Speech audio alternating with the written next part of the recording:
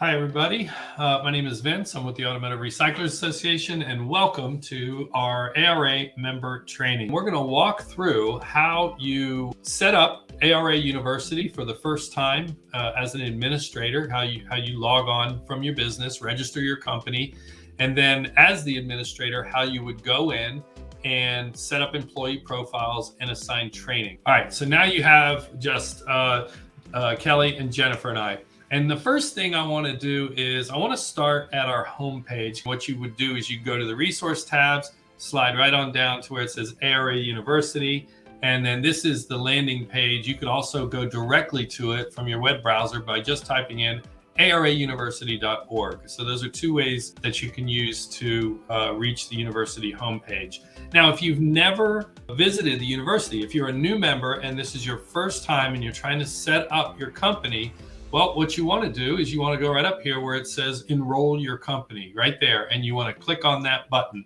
Then you get this screen, and this will tell you what to do and how you walk through setting up your company for the first time. I'm going to let Kelly jump in and kind of walk you through what these three different what these three options are right here. So take it away, Kelly. First off, pick somebody that is the administrator, and then they will go in and set the company up. We will verify membership. Just know within a couple days when you submit that you want to enroll in the ARA University that you will get an email. So be on the lookout from KPA support, and then just double check, your spam box or your regular email. And then once you verify that, you can go from there.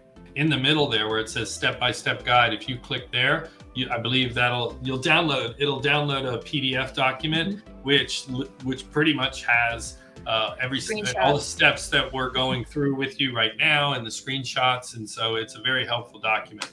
Once you've received the email from KPA, you finish registering as a company, you'll come back to this page. And if you're the administrator for the company, you will want to click in on the company button where it says login company. This is my dashboard. And so what you need to know when you log in here for the first time as an administrator is you want to go over to manage employees. What you see is going to be slightly different from what I see because I'm logged in as one of the administrators for ARA. But the first thing you would want to do is click on this button where it says add new employee. As I walk through this, I'm going to ask Jennifer to kind of chime in. I know how to do this. Jennifer's done it 100 times or more. So I'm going to jump down here and grab one of Snyder's. There we go. So right here, once you've chosen the location, your job category populates, and then you can choose one of these areas. So if you choose dismantle or parts puller, what that's going to do is that's going to auto-populate all of the required courses for a dismantler, dismantler, parts puller for that. And then you can continue on with the employee profile by setting up their department, position, who do they report to. Jennifer, when you designate somebody reporting to somebody else, that person then has admin rights over the other one to assign training? Yes, that's correct. When you have the reports to field, I would recommend being the manager.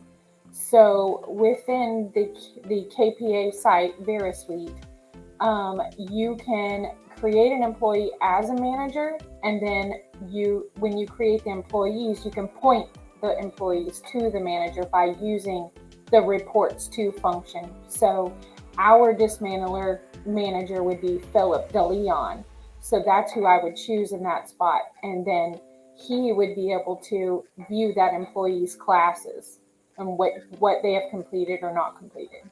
So it's important you set up your department heads prior to setting up your employee, because you want to have somebody to assign them to. Yes.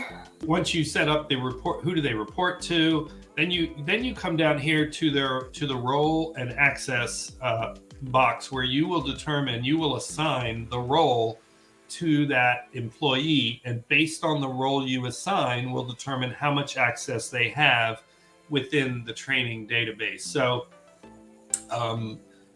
you have different levels, and it shows right there. If you hover over that little question mark, it gives you kind of a definition. You can also click on this roles and permissions page, and it will open up another tab, and it kind of gives you this big flow chart of what each role does and what rights they have within the platform.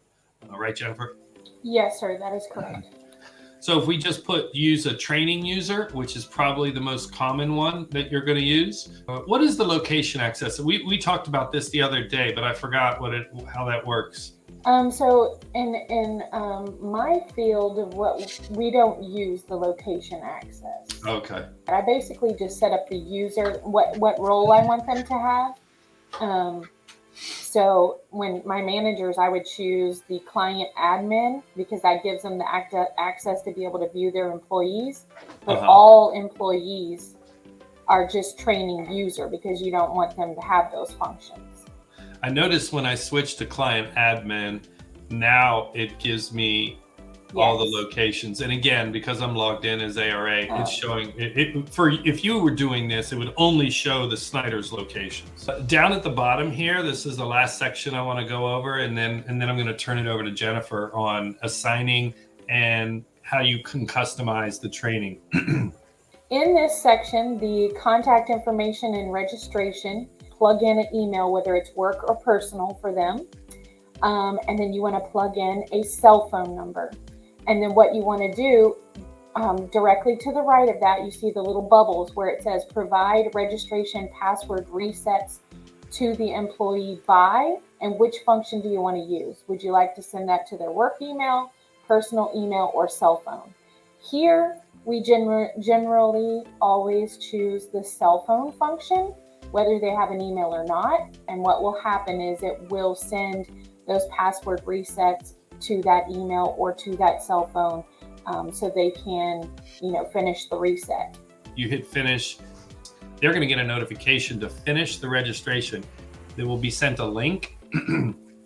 They will have 72 hours. That link will expire in 72 hours. So you have to make sure your employee clicks on the link and finishes the registration. If for any reason it goes past the 72 hours, you can go back into that employee and click that button again. Once you get them up, once you send that registration link, it's going to act as a save function also.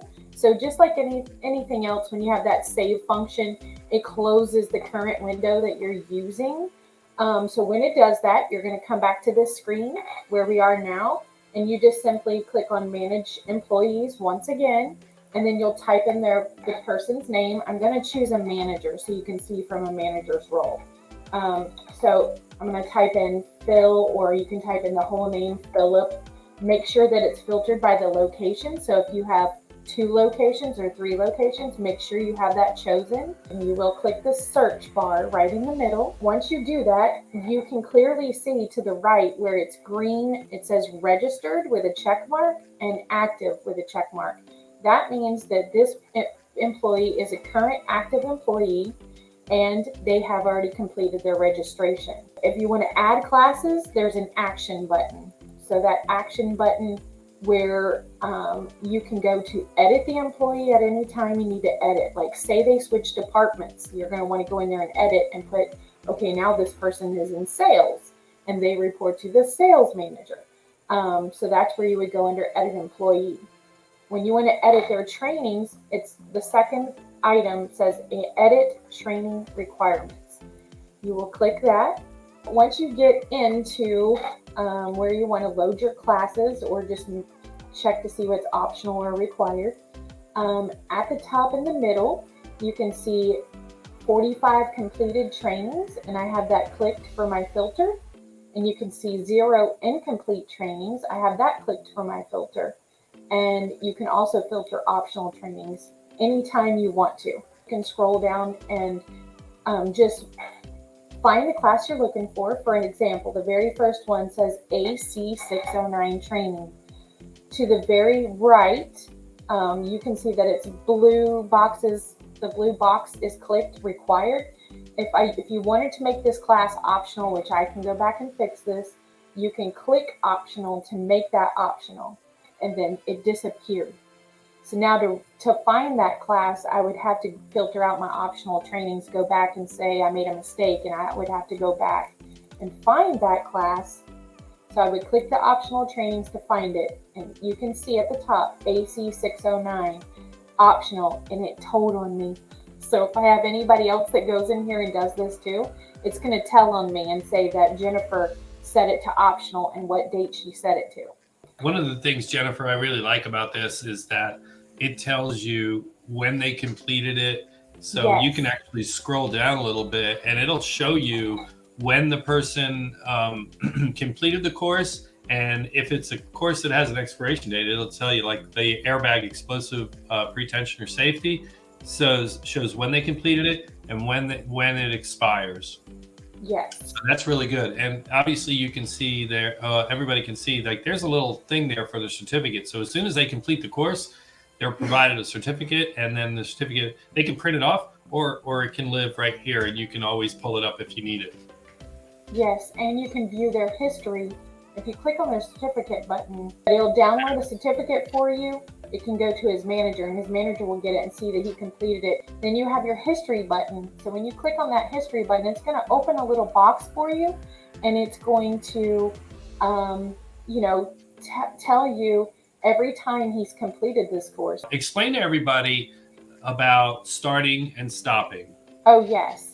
So when someone does take a class and they stop in the middle of it, maybe they get up and walk away for whatever reason, the class will time out on you.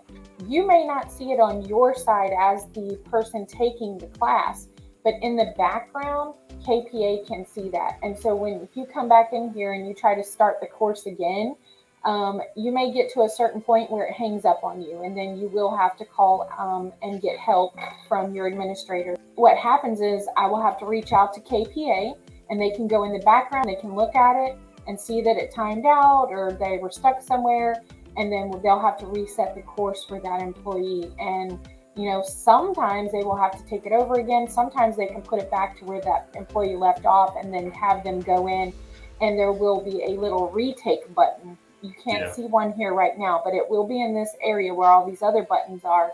It will say retake course. And essentially what they will do is click on it and finish the course. Yeah, so it's important to try and pass along to your employees, try their best to make sure that they have sufficient enough time to sit down and complete a course. Jennifer, thank you very much. Thank you for watching. For the rest of the panel, thank you guys for taking time out of your day to join. And that's it. So we'll see everybody later. Thank you again.